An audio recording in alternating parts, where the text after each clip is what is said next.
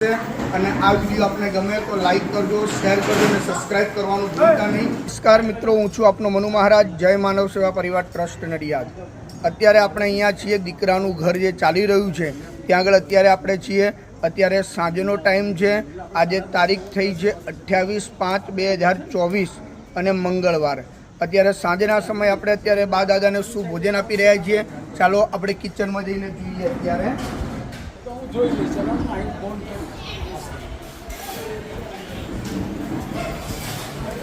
આપણે અહીંયા લાઈવ રોટલી નીકળી રહી છે કે અહીંયા આ એક મશીન છે, મશીન દ્વારા એનો લુઓ ત્યાં મૂકવામાં આવે છે અને રોટલી વણાઈ અને શેકણી અહીંયાથી બહાર નીકળે છે। અને આજનું જે મેનુ છે એ મેનુ છે આજે અહીંયા કઢી બનાવેલી છે, પછી મગ બનાવેલા છે, ભાત બનાવેલો છે, પાપડ છે અને ગુલાબજાંબુ છે। આજનું આ મેનુ છે અને દરેક બા દાદા અત્યારે અહીંયા ભોજન લેવા માટે ટેબલ ઉપર આવી રહ્યા છે। ચાલો એ પણ આપણે જોઈએ કે અત્યારે દરેક બા દાદા અહીંયા ભોજન લેવા માટે આવી રહ્યા છે। અને જે બેડરેસ જે બા દાદા છે એ દરેક બા દાદાને રૂમમાં પીરસવા તેના જે ભોજનદાતાઓ છે રીતેશભાઈ બંકિમભાઈ શાહ, ચંદ્રકાંતભાઈ ચતુરભાઈ પટેલ અને શિવાની નીતિન કુમાર શાહ અમદાવાદ તરફથી આજે આપણને જે યથાશક્તિ જે કાંઈ યોગદાન મળ્યું છે તેમના તરફથી આપણે આજે ભોજન આપી રહ્યા છીએ। ગુલાબજાંબુ છે, પાપડ છે, મગ, કઢી, ભાત, રોટલી આજે આ દાદાને આપણે અત્યારે બા દાદાને આપણે આ ભોજન અત્યારે પીરસી રહ્યા છીએ। ચાલો તો આપણે જોઈએ કે બા દાદાને આપણે કઈ રીતના અત્યારે પીરસી રહ્યા છીએ।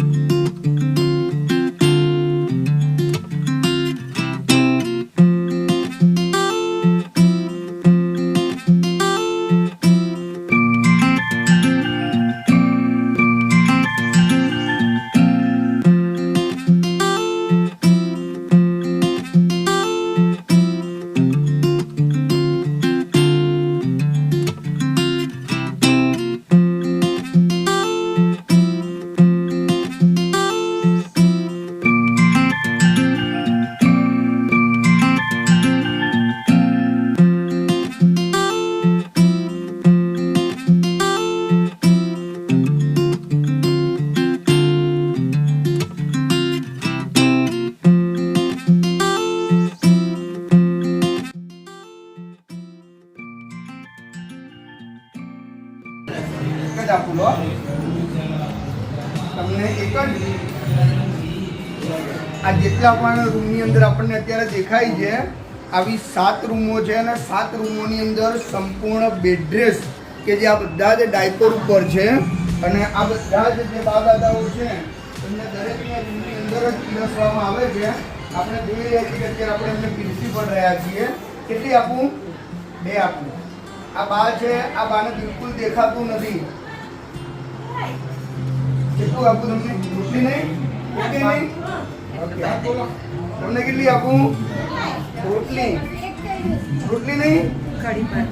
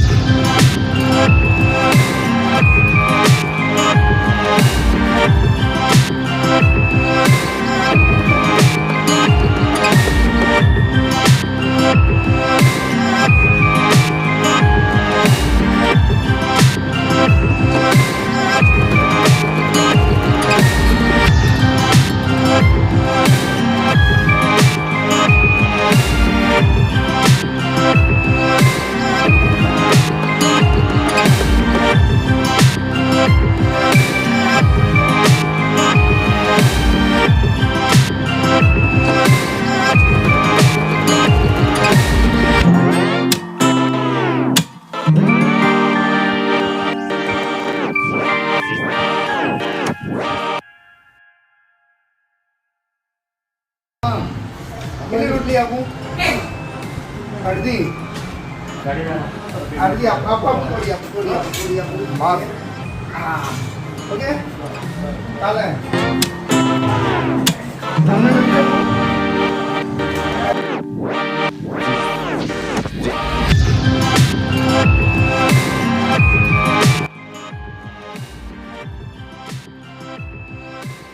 અત્યારે બધાને પીરસાઈ ગયું છે અને બધા જ બા દાદા જમીન હવે અત્યારે પોતપોતાની જગ્યા પર જશે. જેને ટીવી જોયું હશે તે પાછા હોલની અંદર આવશે.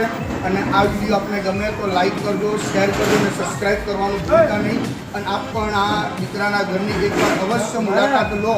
અને એ જેટલા પણ બા દાદાઓ છે એમની તો ખાસ મુલાકાત લો, કારણ કે અહીંની મુલાકાત હું એવું માનું છું સ્વયં આપણે પરમાત્માને મળતા હોઈએ એ પ્રકારની આ સંસ્થાની મુલાકાત છે. કારણ કે આટલા બધા ભગવાનો જ્યારે આશ્રમની અંદર રહેતા હોય તો આપણે ચોક્કસ આટલા બધા બા દાદાના આશીર્વાદ લેવા માટે અવશ્ય આવવું જોઈએ. અત્યારે અહીંયા 107 બા દાદા અહીંયા આશરો લે છે અને સાથે સાથે 45 જેટલા બા દાદા જે સંપૂર્ણ બેડ રેસ્ટ અને ડાયપર ઉપર છે. તો ચોક્કસ નડિયાદ આવેલું